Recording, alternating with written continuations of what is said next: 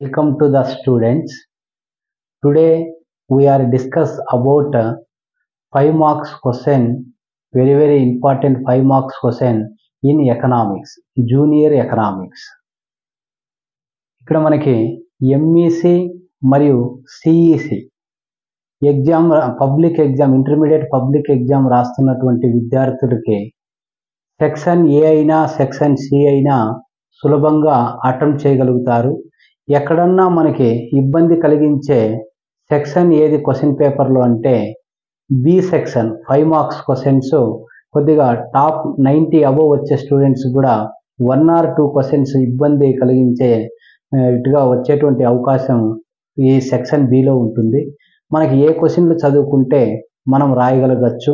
టోటల్గా మనకి క్వశ్చన్ పేపర్లో సెక్షన్ బిలో 5 మార్క్స్ క్వశ్చన్ ఇవ్వడం అనేది జరుగుతుంది.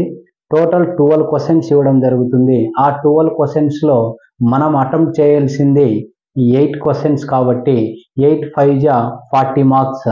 40 మార్క్స్ రావాలంటే ఏ క్వశ్చన్లు మనకి ఇంపార్టెంట్ అనేది ఈరోజు నేను చెప్పబోతున్నాను. ఇది గన మీరు ఫాలో అయినట్లయితే నేను చెప్పినట్టు స్కిప్ చేయకుండా వినండి. మీరు ఖచ్చితంగా సులభంగా ఈ సెక్షన్ బి నుంచి 40 మార్కులు సాధించడానికి అవకాశం ఉంది. ఇక్కడ చూడండి, మనం యూనిట్ వైజ్ గానే డిస్కస్ చేస్తే ఏ క్వశ్చన్లు మనకి ఇంపార్టెంట్ అంటే ఒకటి unit wise unit 1. So unit 1 very important question. 4 questions are there. The number of questions are there in first unit, but important questions are 4. అంటే మనకి అనేక క్వశ్చన్లు ఉన్నాయి, కానీ మనకి రెగ్యులర్గా అడిగేటువంటి క్వశ్చన్స్ ఇంపార్టెంట్ క్వశ్చన్స్ యూనిట్ నుంచి 4 క్వశ్చన్లు. అవి ఒకటి difference between free goods and economic goods. Second question characteristics of human wants. Third question various types of utility. Fourth one Jacob Viner definition. So these 4 questions very important and chance to the come to the in a public examination. అంటే ఈ 4 క్వశ్చన్లో మన question పేపర్లో 2 క్వశ్చన్లు అనేది రావడం జరుగుతుంది. ఎన్ని క్వశ్చన్లు? 2 క్వశ్చన్లు అనేది రావడం అనేది జరుగుతుంది ఈ యూనిట్లో వెయిటేజ్ ప్రకారము. నెక్స్ట్ సెకండ్ యూనిట్ తీసుకుంటే యూనిట్ 2. ఈ యూనిట్ 2లో మనకి రెగ్యులర్గా అడిగేటువంటి క్వశ్చన్ ఉన్నటువంటి ఇంపార్టెంట్ క్వశ్చన్స్ కూడా ఇవే. ఇందులో first one properties of indifference curve. Second one price line or budget line.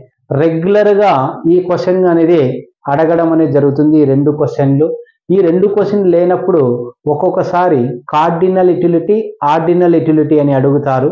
But నేను ఇక్కడ ఎందుకు రాయలేదంటే మీరు 2 మార్క్స్లో already cardinal utility ordinal utility అనేది నేర్చుకొని ఉంటారు కాబట్టి ఆ క్వశ్చన్ వచ్చినా కూడా ఇక్కడ ఆ మ్యాటర్ రాస్తే ఇక్కడ మీకు సరిపోతుంది.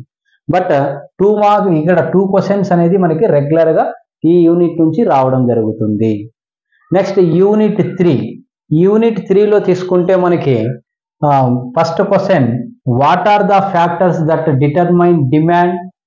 Second one how do measures price elasticity of demand through point method.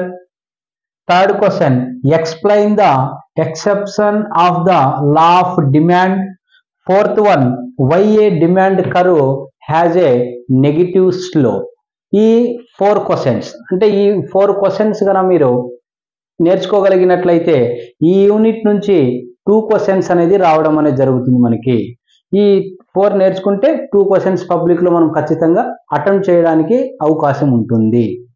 Next 4th unit రాయలేదు కదా సార్ అని చెప్పచ్చు. ఇక్కడ 4th యూనిట్ ఎందుకు రాయలేదంటే మనకి వెయిటేజ్ ప్రకారం 4th యూనిట్ 10 మార్క్స్ మరియు 2 మార్క్స్ అడుగుతాడు, 5 మార్క్స్ అడగాడు. మనకి 5 మార్క్స్ నెక్స్ట్ అడిగేటువంటి యూనిట్ ఏదంటే unit 5.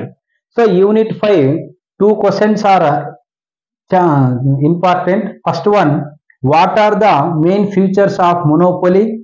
Second question what are the main features of perfect competition. ఈ 2 క్వశ్చన్లు అనేది ఈ యూనిట్ నుంచి అడిగేటువంటి ఛాన్స్ ఉన్నటువంటి క్వశ్చన్లు. చాలాసార్లు ఈ యూనిట్ నుంచి కూడా అడగడు, బట్ ఎప్పుడన్నా అడిగే ఛాన్స్ ఉంటే మాత్రం ఈ 2 క్వశ్చన్లోనే ఒక క్వశ్చన్ అడిగేటువంటి అవకాశం ఉంటుంది.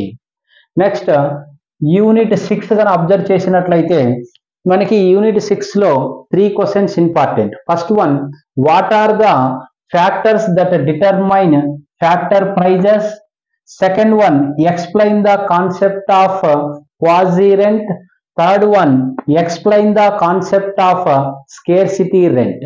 ఈ 3 క్వశ్చన్లు గన బాగా నేర్చుకున్నట్లయితే మనకి ఈ యూనిట్ నుంచి ఈ 3 క్వశ్చన్లోనే రిపీటెడ్గా క్వశ్చన్లు మనకి అడిగేటువంటి అవకాశం ఉంటుంది.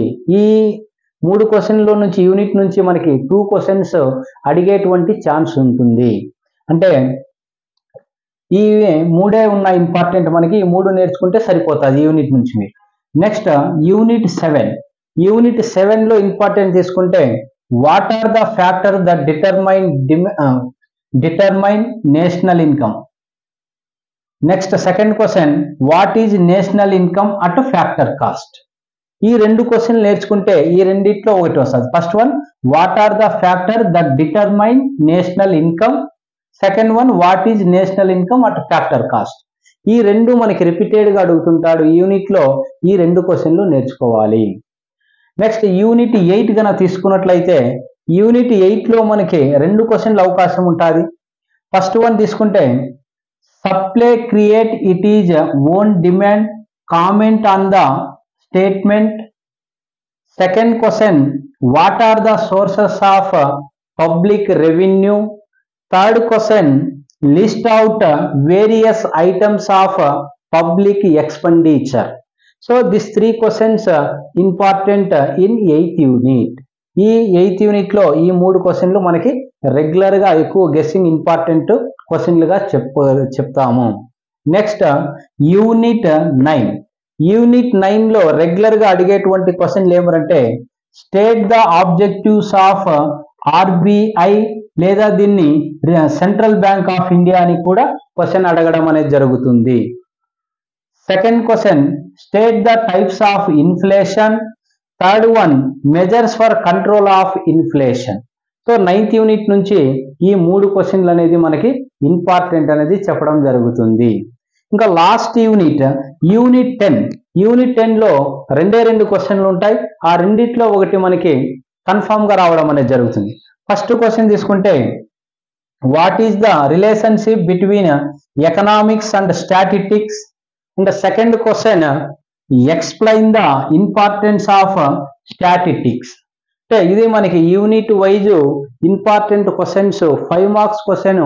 ఈ క్వశ్చన్లు కన్నా మీరు నేర్చుకోగలిగినట్లయితే టాప్ స్టూడెంట్స్ కూడా ఇక్కడ మనకి క్వశ్చన్ పేపర్లో సెక్షన్ బిలో 12 క్వశ్చన్స్ వస్తుంది. 12 క్వశ్చన్స్లో మనం రాయాల్సింది 8 క్వశ్చన్సే. బట్ ఎన్ని క్వశ్చన్లు ఇక్కడ నేను ఇంపార్టెంట్ ఇచ్చానంటే 12 క్వశ్చన్ మనకి క్వశ్చన్ పేపర్లో అడిగితే మనకి టోటల్ క్వశ్చన్ నేను 25 ఇచ్చాను. ఇక్కడ మీరు కౌంట్ చేసుకున్నా కూడా 25 ఉంటుంది. అంటే ఒక క్వశ్చన్ తీసేసినా కూడా 24 అంటే 12 క్వశ్చన్స్ వస్తుంది. ఇక్కడ మనకి నేను 24 ఇచ్చాను. అంటే ఒక క్వశ్చన్కి 2 క్వశ్చన్లు ఇచ్చాను, చాయిసెస్ ఏ ఆర్ బి అన్నట్టుగా ఇవ్వడం అనేది జరిగింది. కాబట్టి మీరు ఈ క్వశ్చన్లు కనుక ఖచ్చితంగా నేర్చుకోగలిగినట్లయితే నేను ఖచ్చితంగా చెప్తున్నాను, మీరు రాయవలసినటువంటి 8 క్వశ్చన్లు ఖచ్చితంగా 100కి 100% ఈ క్వశ్చన్లోనే వచ్చేటువంటి అవకాశం ఉంటుంది. వేరే 1 క్వశ్చన్ వచ్చినా కూడా మనకి ఇబ్బంది లేదు. మనకు కావలసిన 8 క్వశ్చన్స్, ఆ 8 క్వశ్చన్స్ అనేది ఇందులో ఉంటుంది. మనకి చాయిస్ అనేది 4 క్వశ్చన్స్ ఉంటుంది కాబట్టి ఇబ్బంది లేదు. కాబట్టి జాగ్రత్తగా ఈ క్వశ్చన్లు అబ్జర్వ్ చేసి ఈ ఆందోళన చెందకుండా ఏ క్వశ్చన్లు వస్తాయి, ఎక్కువ క్వశ్చన్లు ఉంటాయి, మనకి 5 మార్క్స్ ఇబ్బంది లేకుండా దీన్ని ఫాలో అవ్వండి. మిగతా మరిన్ని వీడియోలు మీకు మిస్ కాకుండా ఉండాలి అంటే ఛానల్ని సబ్స్క్రైబ్ చేసుకోండి. Thank you.